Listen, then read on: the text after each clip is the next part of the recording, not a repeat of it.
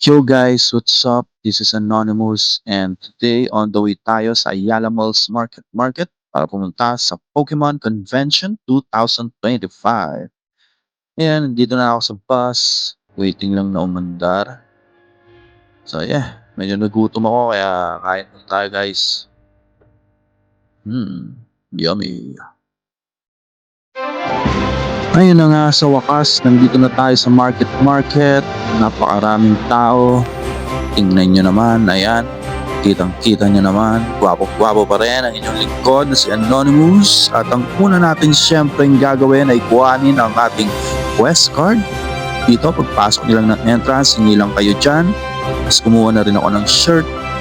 At nandito na tayo sa ating unang pipilahan. Ayan o, ang ganda o. 3D prints. At yun nga, nandito tayo sa Googly Gooey's para magpa-print ng ating card. Ano pong character natin? Saan po si Bulko? Si Bulbas. Pero bibili nyo na yung iba. Kung gusto nyo mas maraming to.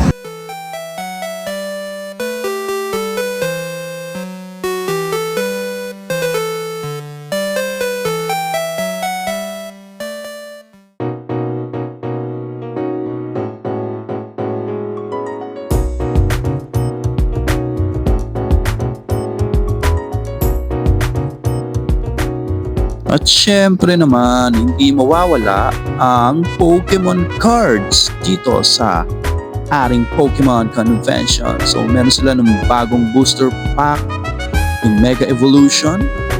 So check nyo na dito. Meron pang Surging Sparks. So yeah. At dito naman, nandito ang doodle wall kung saan pwede kang mag-iwan ng mga drawings, mga messages. At ito naman si pare, dinodrawing si Sharpedo. So wala nyo anong dodrawing ko. So yeah, drawing ako dito ng Pokeball syempre na may tenga ni Pikachu. Tapos lalagyan ko ng aking initial. At syempre lalagyan natin ng palatandaan na nandito ang inyong lingkod na si Anonymous. I was present, I was here.